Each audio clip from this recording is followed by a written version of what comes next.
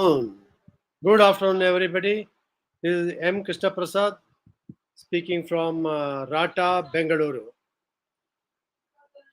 For the information of the members, Rata means Refrigeration and Air Conditioning Traders Association Limited. It has its head office in Mumbai. Rata is an association of MSME traders, consultants, service providers, and contractors in the line of refrigeration and air conditioning. Rata has 13 chapters across India. For example, I represent Rata Bangalore. Similarly, there are Rata chapters in Chennai, Hyderabad, Madurai, Mumbai, Kolkata, Mumbai, Delhi. So likewise, there are 13 chapters across India. With all the 13 chapters together, we have 1,100 members, and Rata helps the fraternity of refrigeration and air conditioning by providing a platform for all its members.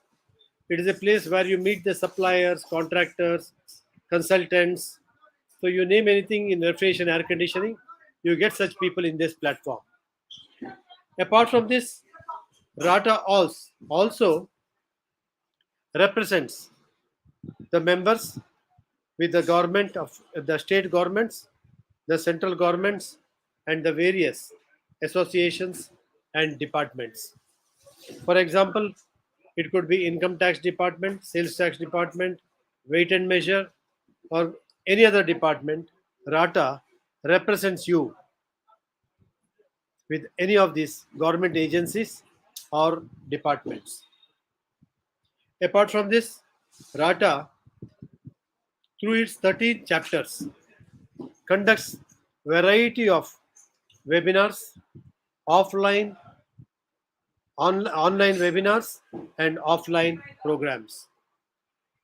It also gives a platform for the manufacturers through the Business Chunautia. It has Chai Pe Charcha and many forums which can help the members to a large extent.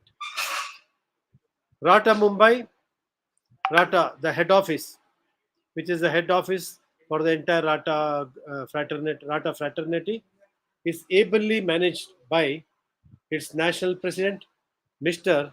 Ajit Panikar, who runs his own company by name Pureblu Technologies Private Limited.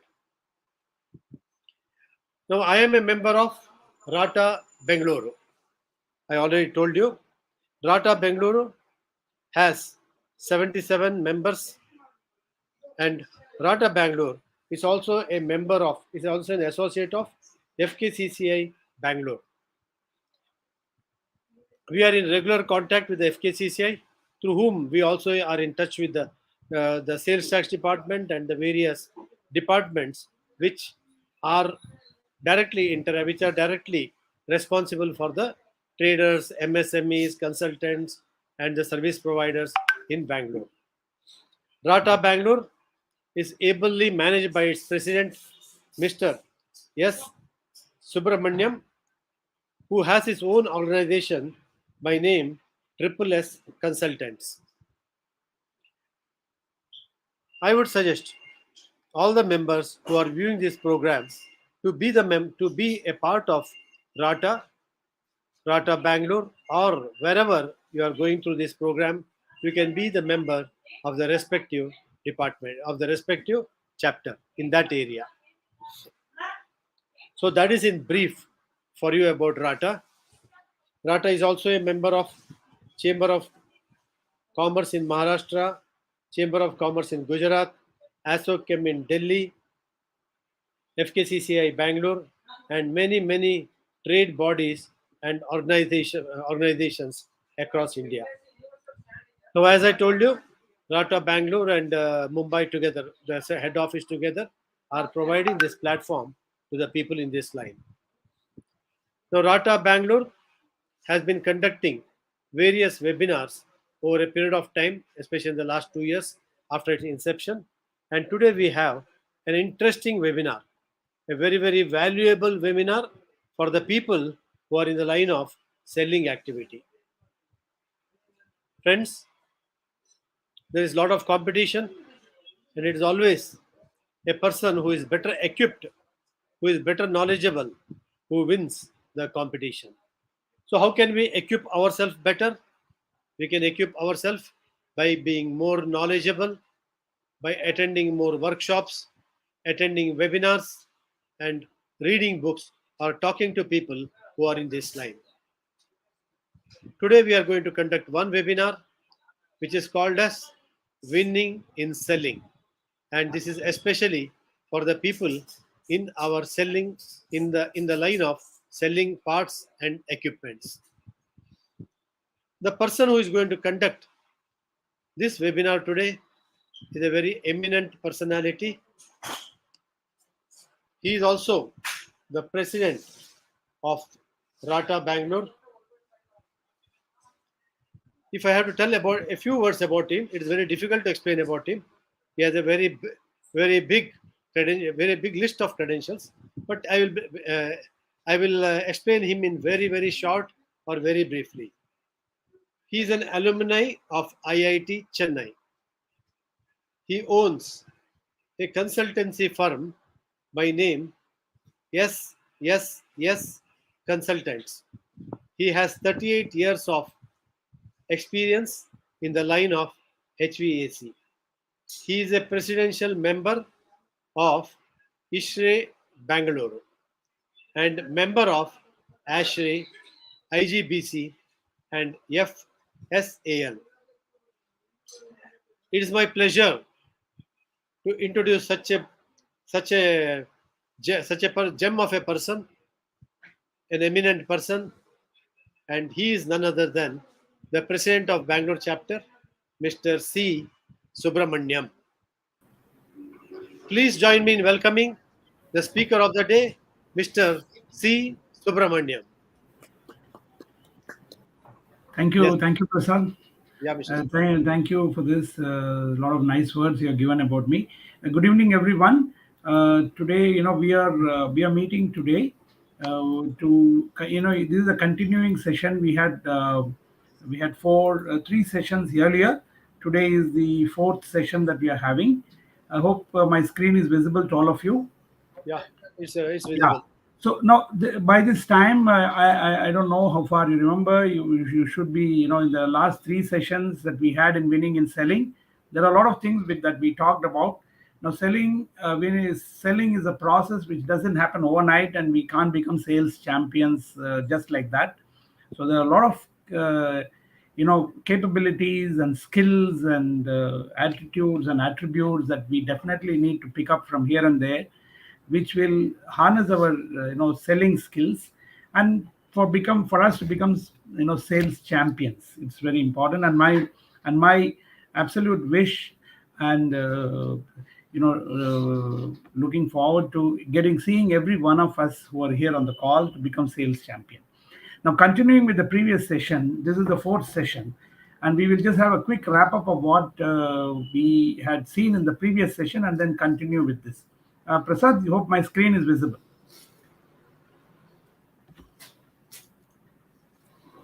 Okay. Now, we saw in the previous session that these are the three important things that we need. Knowledge, attitude, and skills, if you remember. Because it's always good that we remember what we have, what training is we have gone through in the previous sessions, because these are something which we have to implement it constantly for us to remember this, and it becomes part of our DNA. It becomes part of our habit and everyday work that we do, because sales is something which we do day in and day out, 24/7. So it's very important that we understand this and then makes it part of our system as a routine. So we said that knowledge, skills, and also attitude, or some of the very important contributes, which are the contributing parameters for the success of a salesperson in this winning and selling process.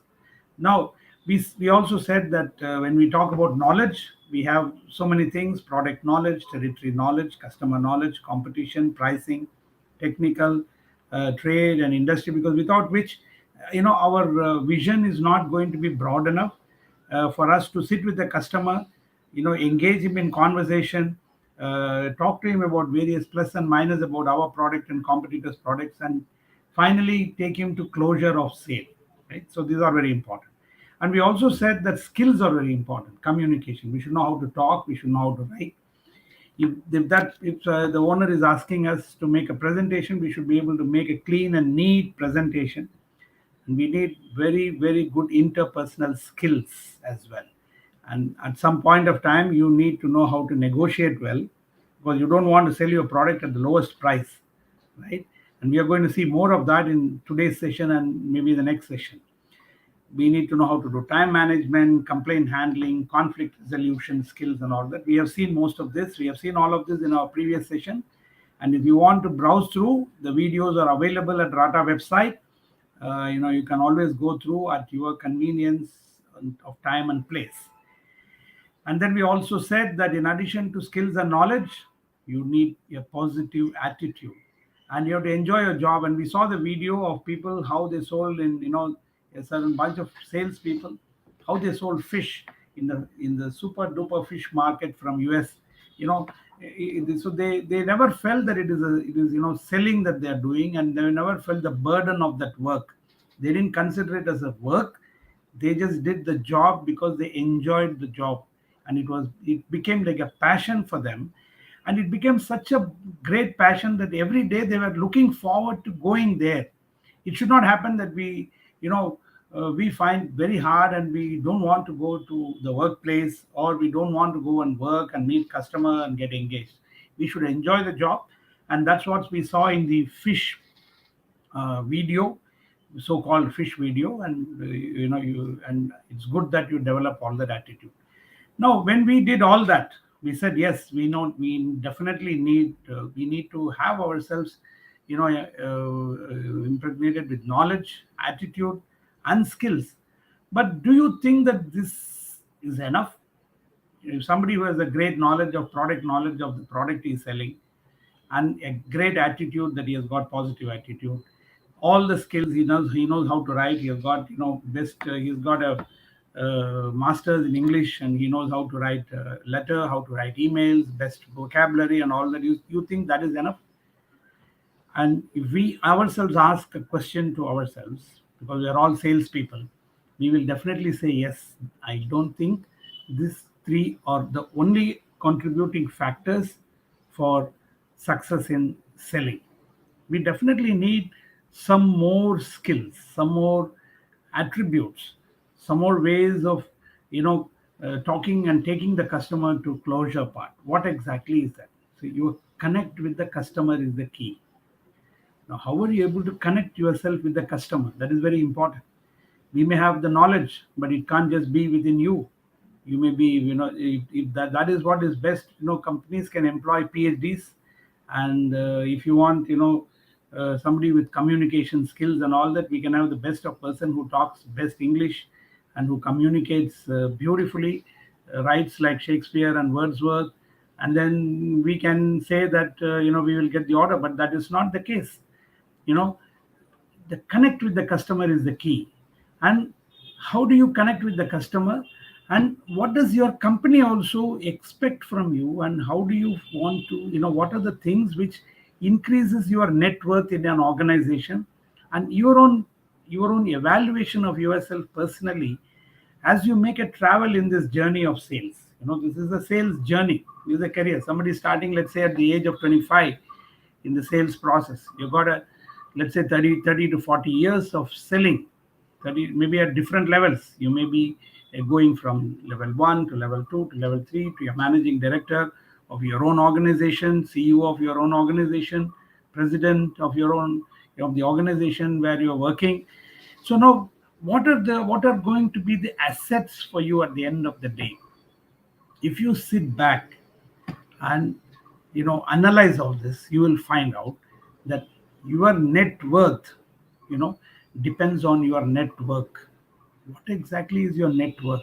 Because you're not operating alone in this sphere, in this domain, in this place of work. There is an industry, there are lots of customers, there are a lot of competition around you. So you got to keep your eyes and ears open and with some of them you will gel excellently. With some of them you should know how to handle them. So there are so many things that are embedded in the sales process, and it is not just easy. You send a quote, you call them once, and then you get the order. It doesn't happen. And more the order value, the higher the order value, the process of getting the order, the difficulty of getting the order becomes tougher again. If a proposal is just a couple of lakhs, it's easy to get the order. Imagine if it goes to crores and multi crores, 1 crore, 5 crore, 10 crore. The higher the value, the owner customer wants so many more things apart from knowledge, apart from skills, apart from your attitude. They are looking for more and more things from you, before that owner is going to hand over the order to you, right? But at the end of the day, your connect with the customer is the key. You have to have a connect with. How do we do this? How do we develop this? What are the various aspects that we should definitely, you know, have for developing this excellent connect with the customer and increasing our net worth in our industry for ourselves? So these, if we can list down these qualities, if we can list out systematically what is it that we want to do, some of the points which come to my mind is this: what you see on the left hand side and what you see on the right hand side, right? What you see on the left hand side and right hand side, yes, you need to have attention to detail. Attention to detail is very important, because this is what customer expects from you.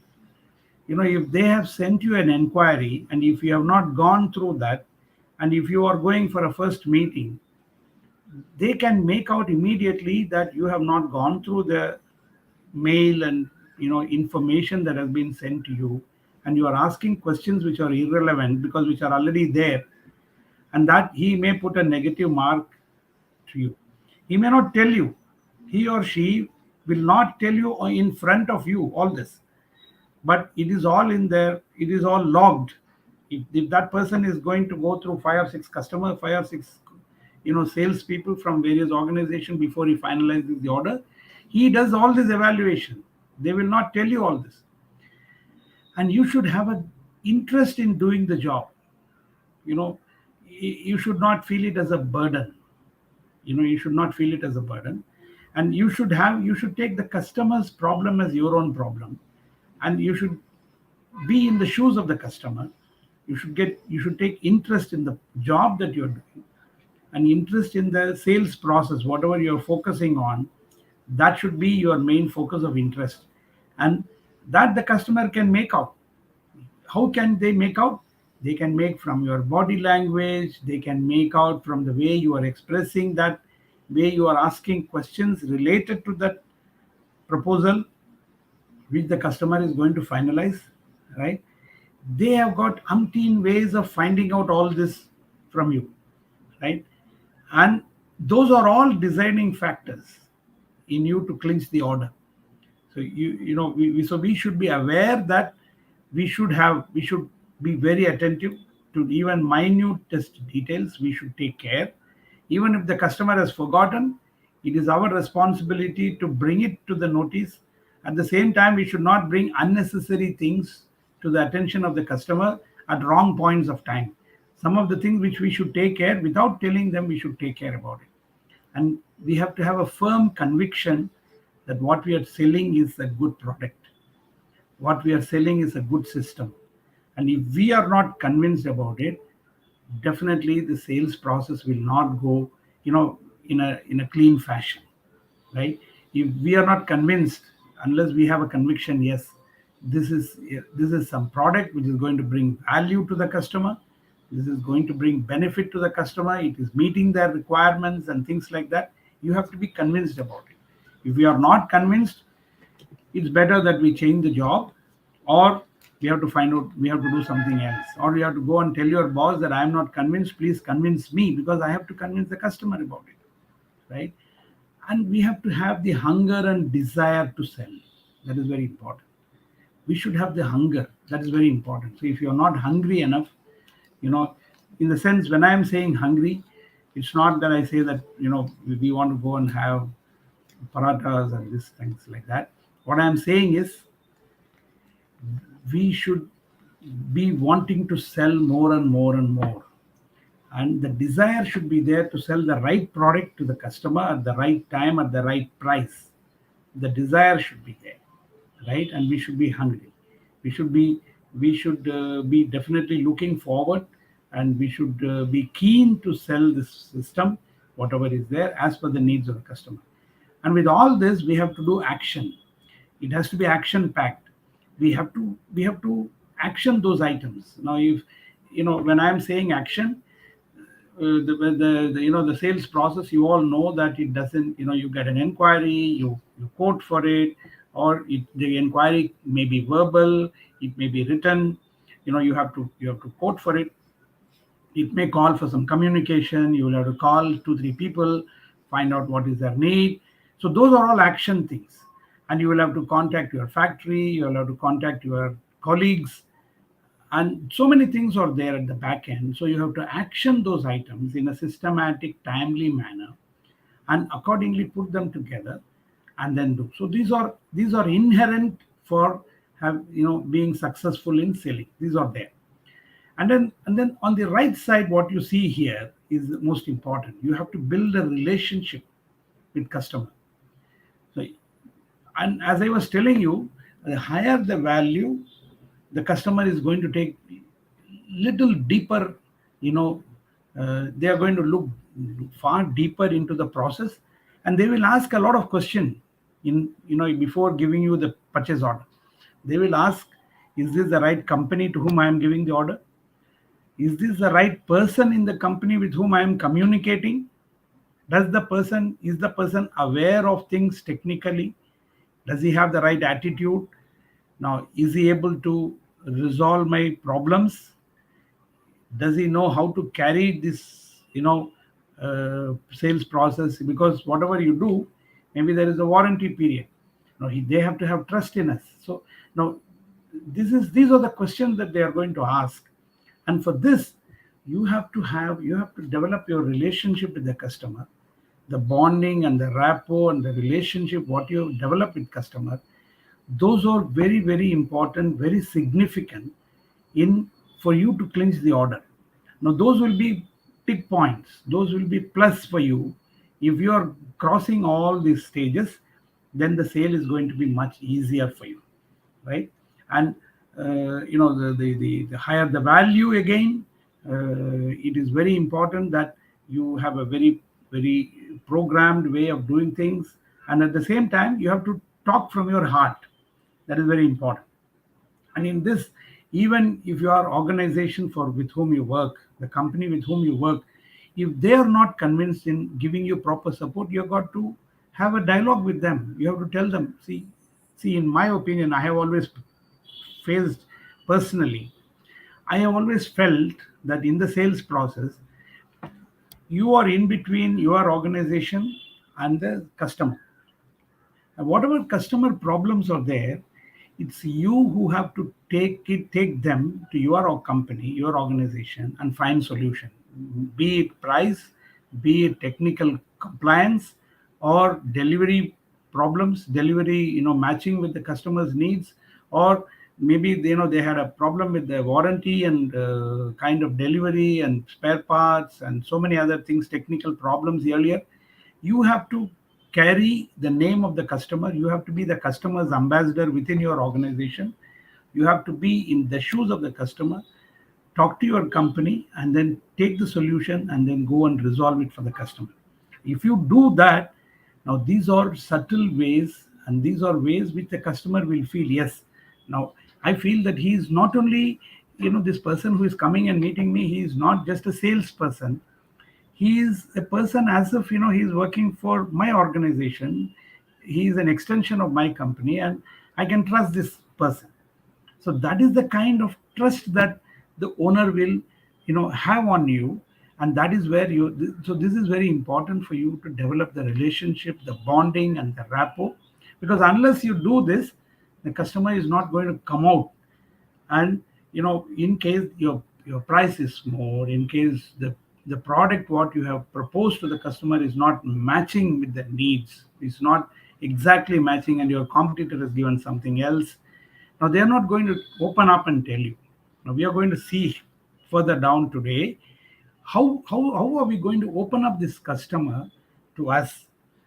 How are we going to see what is running inside their mind, you know, to open up, to for us to understand what is their problem, what is their need.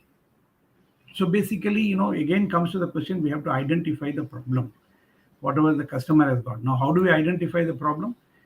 There are some informal procedures, informal ways of doing it, and then we can also follow some kind of a formal procedure. There are some things which are already identified. We will see how to go about it, ask questions to them, relevant questions, and give time for the customer to answer. And we have to give them time, understand, listen, and identify the problem before you find the solution. Now we can't jump the gun, we can't provide a solution without understanding the problem and the need and their requirement. It's very important that we have a step by step process in this. And these are, what is this going to do?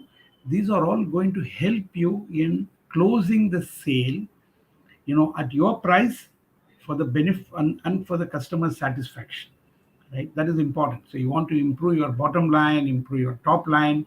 These are very important, and this is going to help you. So which means, so we have to have develop rapport, relationship, identify the problem, find out the solution of, and propose a proper solution to the customer based on that problem what they have.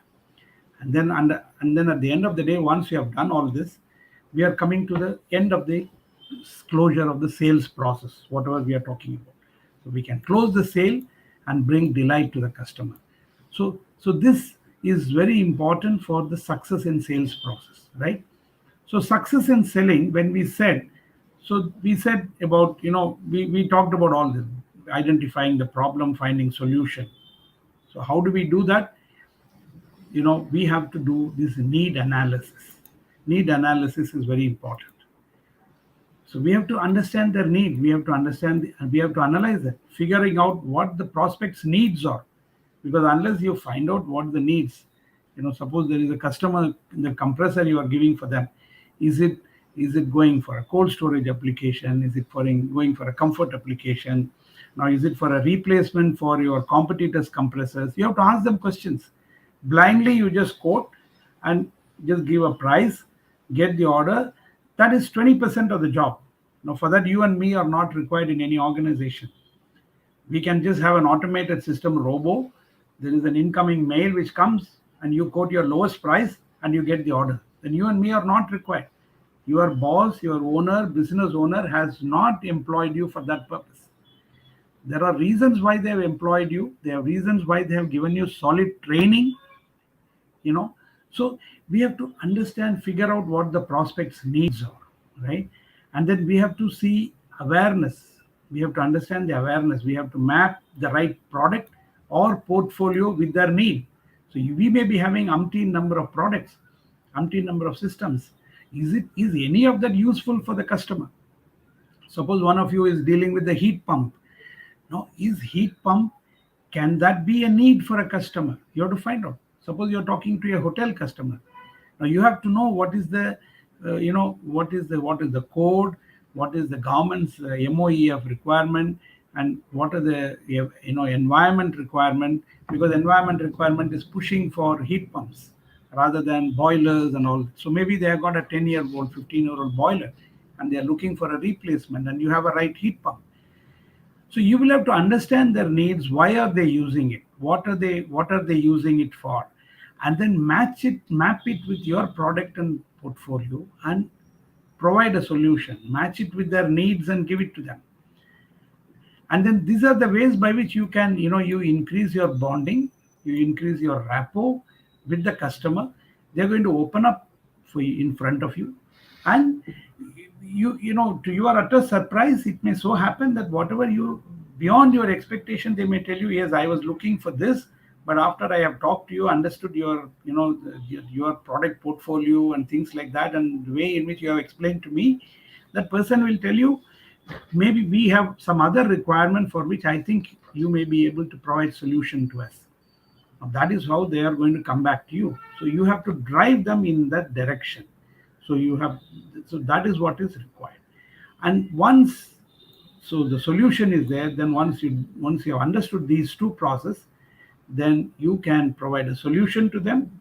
Then you have to have a right sales pitch. You have to have a proposal which is matching, and ask a lot of questions and answer all of them. Put the best person in front of them, get all the technical questions answered, get all the commercial questions answered, then close the sale, and ensure that the trust is built and the customer is satisfied, and the process gets repeated, and he becomes your permanent customer, and he doesn't go beyond you for any product or any solution, right? So that is what you want at the end of the day, right? So there are 4 steps what we saw here.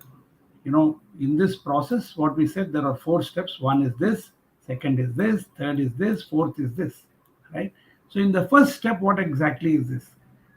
We need to do an analysis. So there is a need for analysis in this 4-step process, right? Now, how do we do the analysis? It is very simple. Develop the skills and talents necessary to look within the customer and find the customer needs. Now, for this, you will have to, because see, you can't bluntly ask the customer, you tell me what you want. If you don't tell me, so if you ask a question like this, if you don't tell me what you want, how do I give you? If you frame your questions like that, then the customer will say that yes, I will have to tell you, but if this is your attitude, then I think I will look for some other vendor. So we have to understand how to put the question, how to put it in a format which is well accepted by the customer. At the same time, they're going to reveal to you, and you're going to find the hidden needs of the customer. See, there are a lot of things which the customer even will not be aware of it. So it is you will have to dig out from them, why is it that they are buying? What is the pain process? What is the pain that they are undergoing? Because maybe that they have been stuck with some vendor before who have not either met the delivery schedule, or there is a gap in the requirement, it's not matching with their needs. So we have to do an analysis. So we have to develop the skills and talents necessary to look within the customer and find the customer's needs. Now, for that, what do we do? The simple answer to this is we have to ask a lot of questions, right? That combine emotion and logic. See, what happens is every person is a human being, is an emotional person. See, man or woman is not without emotions. So possibly you will have to use all this psychological process and things like that. Ask questions that combine emotions and logic. Now, why do we need all that? Because we don't want we want the customer to buy at the right time, at the earliest from us.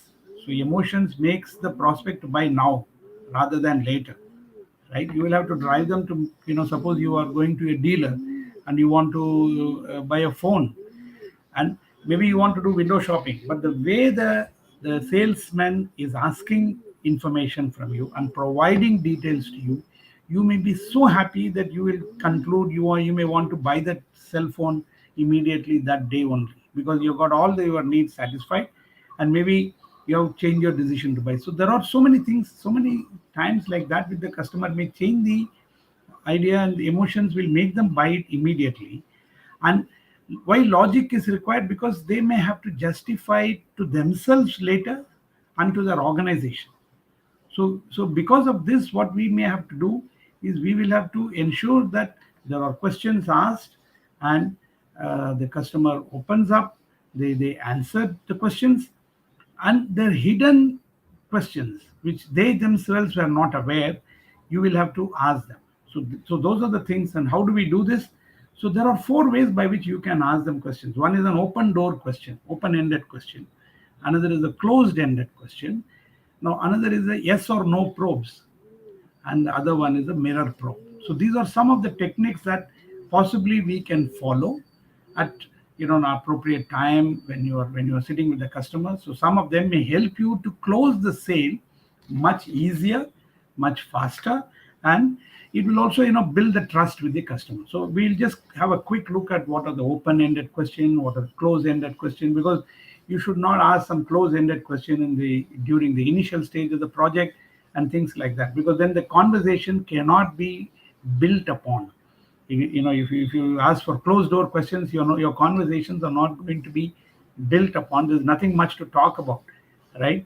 Whereas if you are going to ask open-ended questions, you're building a process where customer is going to talk more and more about their project, their problems, and by that way only, somewhere hidden their pain points will be there.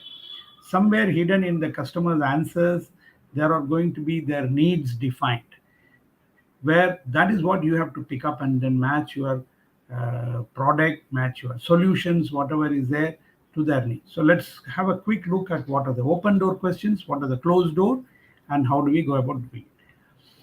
See, the open door questions is similar to in our exams, we have written 15 marks, 10 marks, detailed answers, questions which ask for a lot of, where you have to write stories, where you have to describe, they say describe.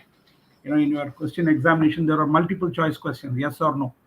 But there are always some certain questions where teachers will ask you, describe this entire process, describe the anatomy of heart. Now there you can't say heart is yes or no, why 0 or 1. So you will have to describe so many things, and when you are doing that, the teacher can find out how strong you are in the subject. Have you understood everything?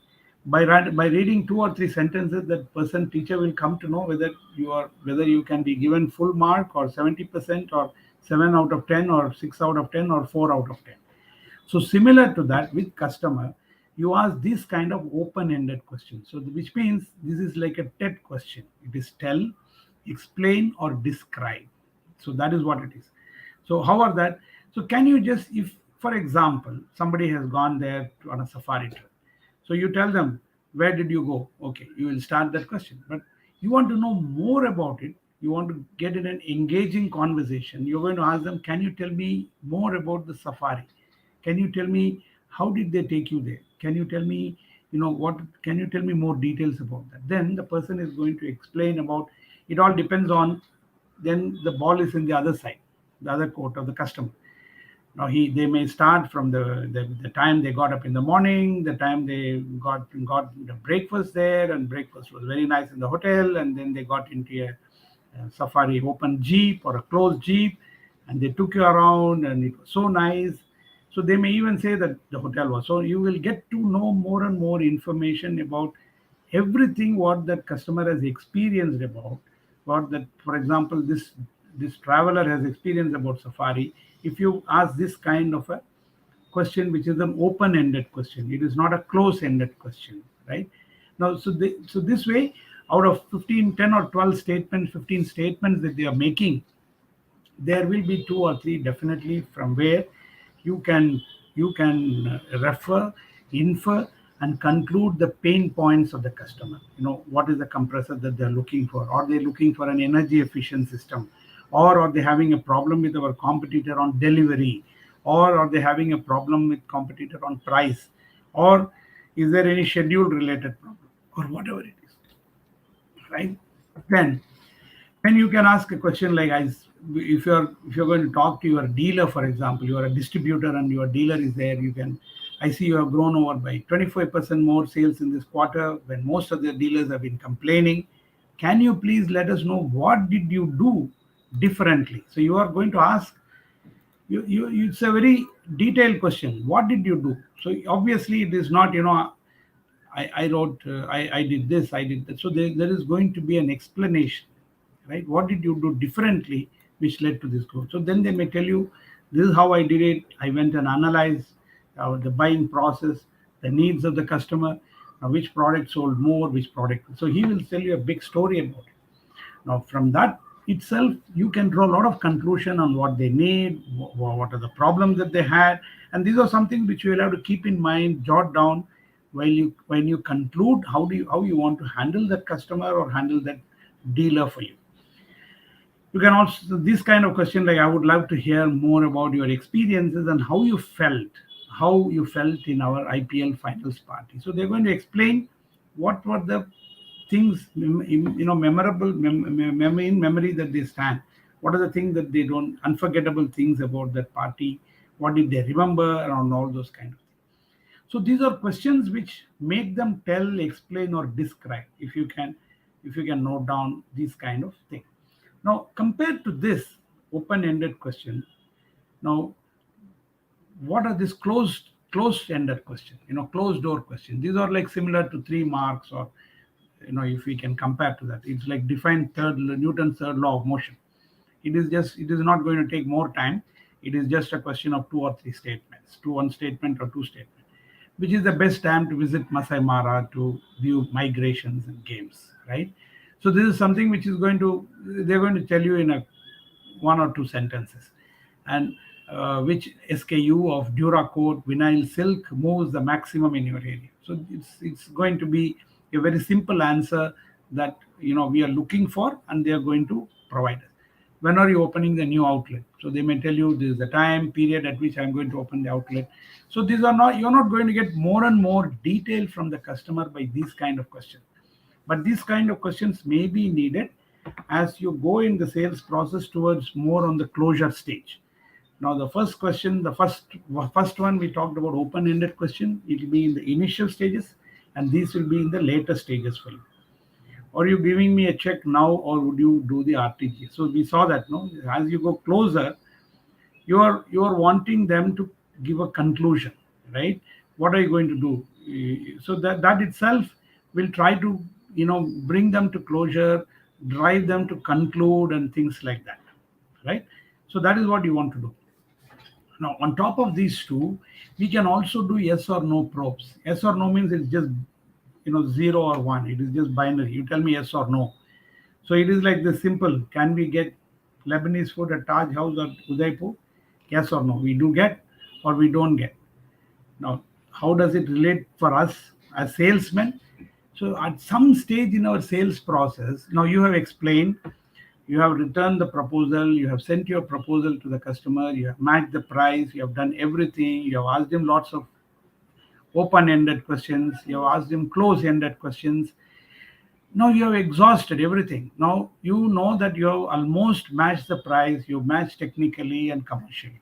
Now you have to ask him a very simple question. Can I collect my purchase order today? Right?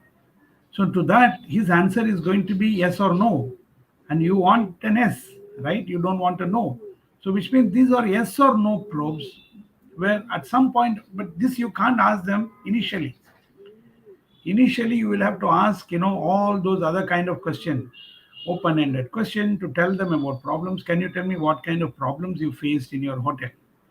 Can you tell me what kind of, how did they repair the compressor? What happened to the compressor which you bought for replacement last year? Which make whatever you want to say. So they're going to tell you a story about it. So those questions you can ask initially. And the second level can be these kind of questions. And the third level is going to be these kind of questions where, can I collect my purchase order today? And very aggressively, you can even ask them if they are asking a very, very fast, quick delivery.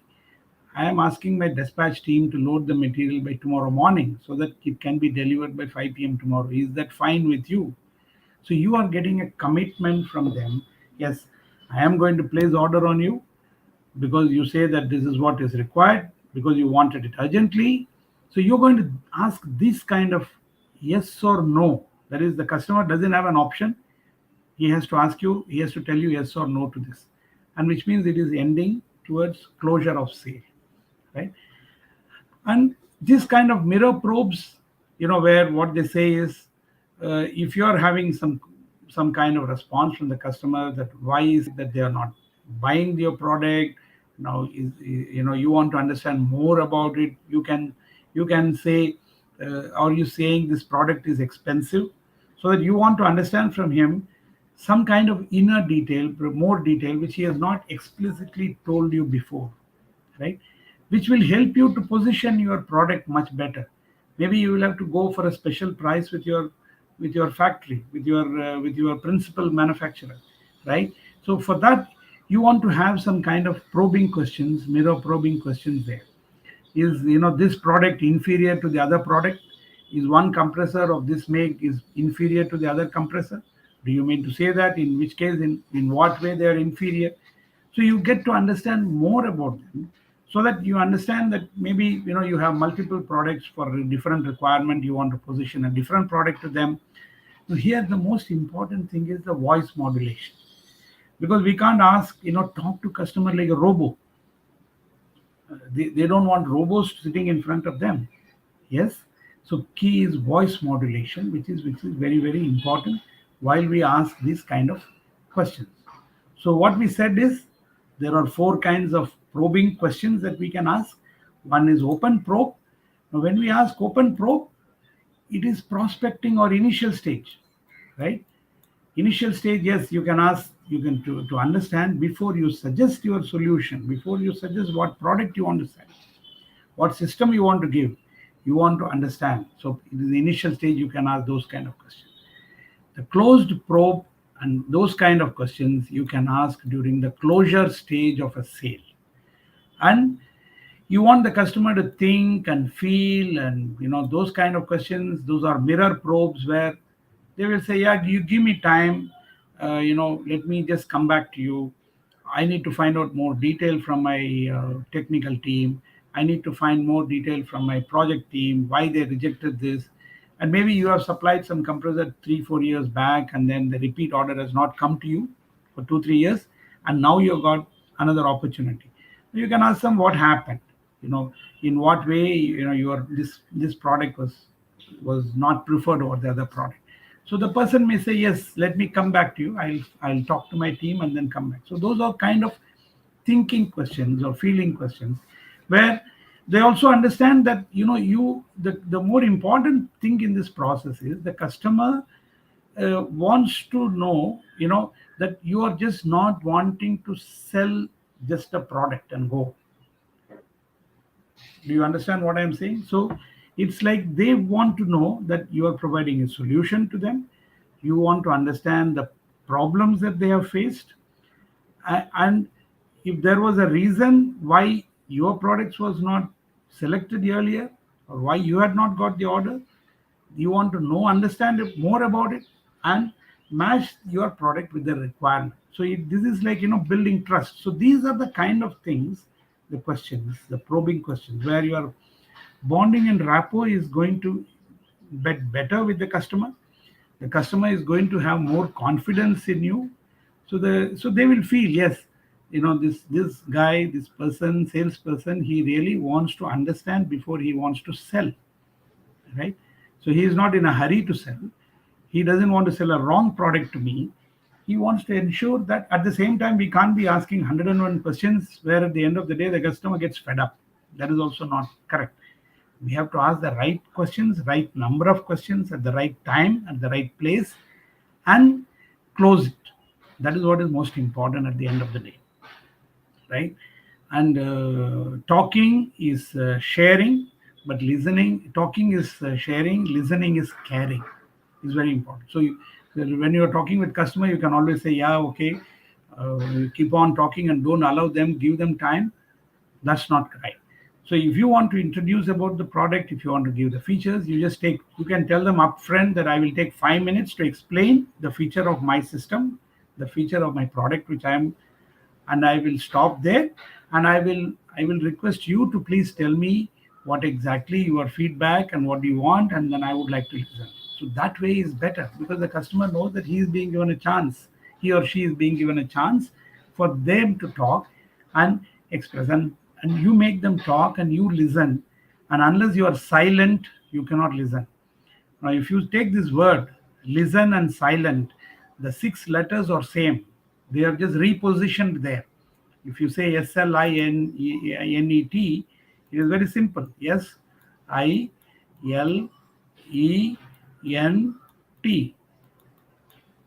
Now you see here, if you reposition it, it becomes listen, right? Unless you are silent, you cannot listen. And if you are just listening, you got to be silent. So it is best that you talk a little bit, and you allow the customer to talk more, and you listen, and that way, the customer feels that you are caring for him, caring for his problems, and you have a solution which you want to offer. So that is what is most important in this sales process. The building the rapport and all those things are much, much more important. It is not just, one-off sale that we want to do. We want to have a long-term relationship with the customer. We want to build that rapport and everything. So I think we maybe we will just quickly go through the other steps in the next 5-10 minutes, and by 5 o'clock we'll wrap it up, and we will see in the next session also. So the step two is awareness. Awareness is, you should identify one or more specific needs that could be articulated, and the prospect must understand the specific need, because we have to be aware of what is their need. That is most important, and so that is required. Now for that, you will have to pull, we have seen this earlier, you have to pull all your guns on product knowledge, territory knowledge, customer knowledge, competition knowledge, and all these things, and you will have to do all that to make them aware that what they want is very important. They should be aware what they want. You should identify one or more specific needs, and the prospect must understand their specific need, right? We should understand what the customer's needs are, and at the same time the customer should understand what they are looking for, what they want to buy. They have to be very specific about it. So the question should be asked based on all this kind of thing, and those kind of probing questions will help you to position your product in the right price at the right time for them. And now, once you have understood these two, once you have understood their need, what they know, what they want, and things like that, you can present your solution to the needs, right? So this is what is most important. You don't provide a solution, present a solution before understanding their need. So once the step one and step two you have crossed, you are well placed to present a solution, to package a solution to meet the customer's needs, what their needs are. Why are they buying this product? Why they should buy your product? There should be a reason for it. We should be convinced about it, right? And you should understand, in this, nobody buys your products. See, nobody wants to buy your compressor, for example, or expansion valve. They want something out of the product to fit in their system and do the job. So we all buy product of the product. For example, you are buying an iPhone, you are buying the features of the iPhone. So I don't want to just buy an iPhone just for the sake of it. I'm looking for the features of the products there. So this is something which we will go in little detail in the next session. But at the grassroots level, let us understand that nobody just buys product. So before you find solution, we understand their needs, and then do that part. So it's basically, you should sell by design and not by chance, right? It should not happen that it is just designed that we sell this product and by chance. We should ensure that it is properly processed and we sell it. And what's in the customer, you will always ask this question. If you ask a customer, he will always ask, what is in it for me? Why should I buy this product? They will ask you a very simple question. Tell me, why should I buy this compressor from you? Why should I buy this air conditioner from you and not from Mr. X, the other your competitor? If you are selling a fan or a compressor or a VRF system or a chemical or an expansion valve or some parts or a cold storage or whatever it is, but they will ask a question. Tell me why. Is it just for price? Is it just for quality? Or is it just for service? Or whatever it is. So they are going to ask this question, what's in it for me? So we will have to have all the answers ready with us to tell the customer why or should buy our product, right? And then at the end of the day, after following the three steps, the last step that we need is the satisfaction of the customer, right? And we have to follow. We know that, yes, we are convinced that we have sold the right product to them. We have positioned the right product. We have given the right proposal to them. Now then we have to ask them the question. Always ask for the order. We have to follow up and ensure that we will have to go back and forth in this process. And we should understand that this process, it's not that it is once through. You start once and then you end up in the closure of sale and get the purchase order. It may not happen.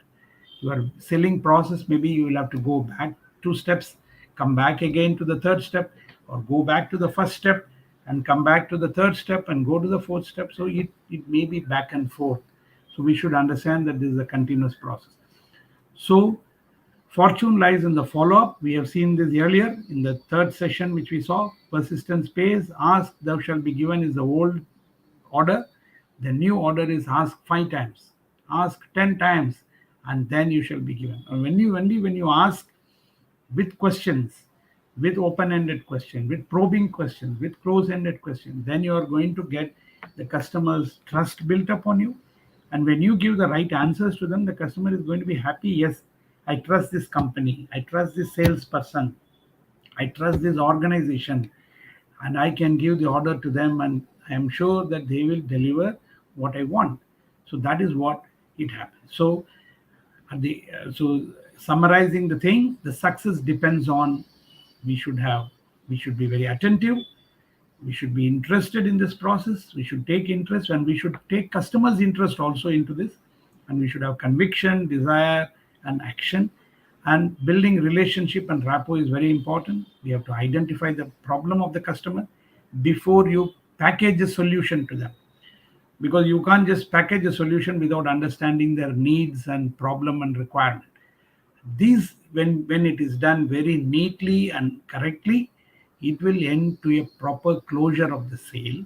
And once you have a closure of the sale done, and then the customer is happy, you are going to get the delight for the customer, you are going to bring the delight for the customer.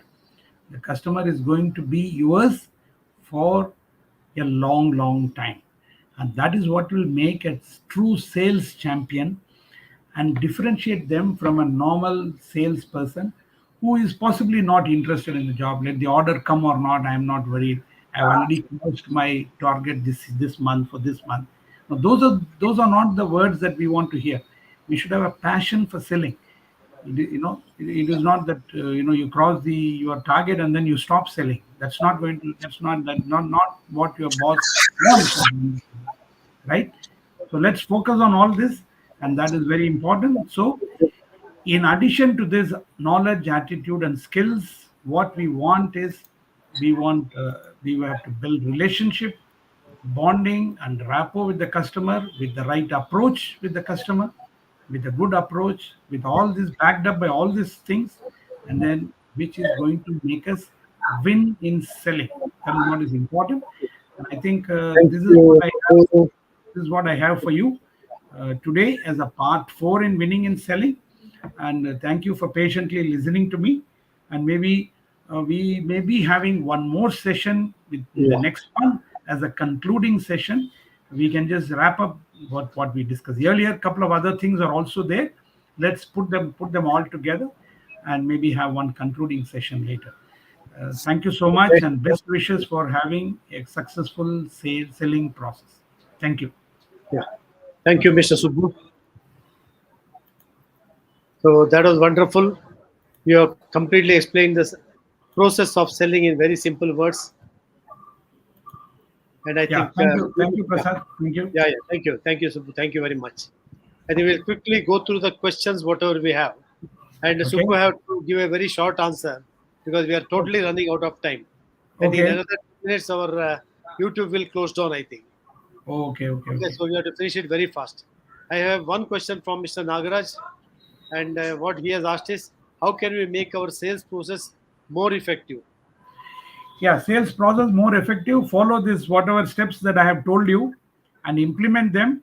And maybe some of them, you cannot go by the books actually. So you will have to go by your gut feeling, and always follow it up with your heart. Listen to your heart. At the same time, there are some learnings by all the sales professionals which we have shared with you today. And I'm sure that once this process is followed, once we are passionate enough for selling, the sales process will be very effective, and you will continue to get more and more and more business. Yeah. Thank you, Subbu. Nagaraj, I have an advice for you. If you go through the last 4 sessions conducted by Mr. Subramaniam, and if you thoroughly study those four webinars, I think you will get the entire process of selling, and I am sure you're going to be a super successful salesperson. Okay, yeah. Now the next one we have is, people say business means pleasure. uh, Businessman's pleasure is only business, and enjoying selling is very happy and very knowledgeable. Trust and satisfaction of the customer with happy facial expression.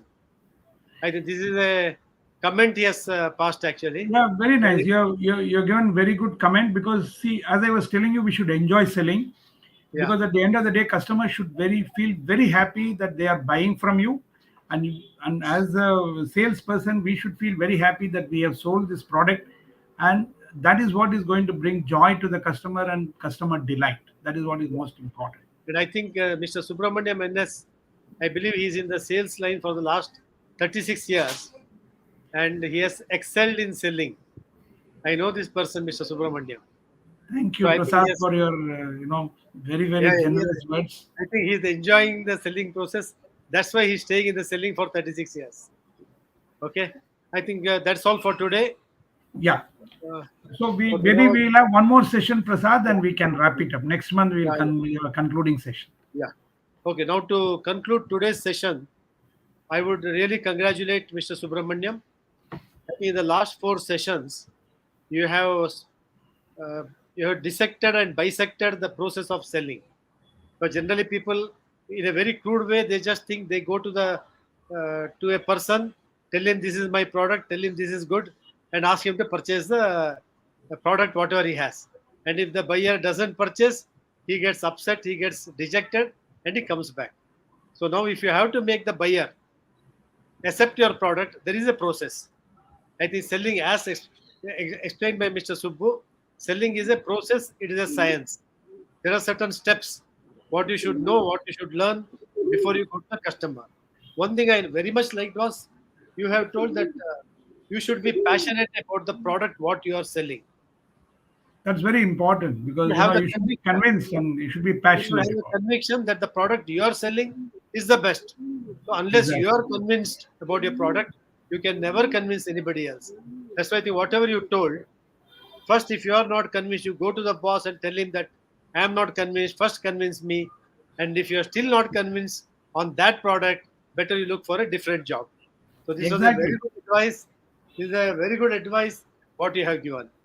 And there was one more thing what you told: sell by design, not by choice. It's a very strong statement.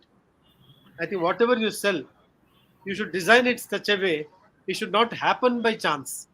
Yeah, So there because is, you should ensure that whatever you are selling meets the customer needs. You should understand the needs and ensure, yeah, it's fine. It's not just they want something, I'm quoting it and then forgetting it. It is sitting somewhere, it is meeting their requirement, and you should, even if the customer doesn't ask you, you should ask the customer in second time after you have sold. I sold you this, you bought this from me last time. I hope it's working well, and hope it's meeting your requirements and things like that. That's what will bring delight to customer and build trust on you. okay.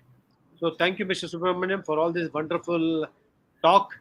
I think Thank you. definitely the listeners are definitely benefited by whatever you're told, and they will increase their sale at least by 10% compared to what they have been doing so far.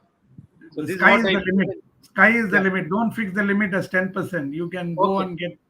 Thank 100%, you. Yeah. 200%. Yeah. Yeah. Okay. Okay. Get more money and make more money in your business, Okay. and keep the customer happy at the end of the day. That is most important. Okay. Okay. So thank you, Subramaniam, very much for this wonderful presentation. And with one more session, we are going to conclude this Yeah, we'll winning have a insight. concluding session, and that will be very nice. Everyone can look forward to it, Yeah. and we'll And talk I about bottom also line and top line. Yeah. And I also congratulate and thank all the members who are present here today. And in spite of your busy schedule, you have attended this webinar, and we are thankful for you. And members who have not joined the association, please join the Rata Association. The details can be got by contacting any one of the Rata members. You can either contact me or the president, or any of the RATA members, and you will get to hear a lot of interesting and valuable sessions like what you heard today, and many more varieties of programs, many more support for your business, and all of this together will help you to be a better successful businessman. Thank you very much. And with that, we conclude this session of Winning in Selling Series 4. Thank you very much. Thank you. Thank you, Thank you. Prasad. Thank you. Thank you. Yeah. Thank you.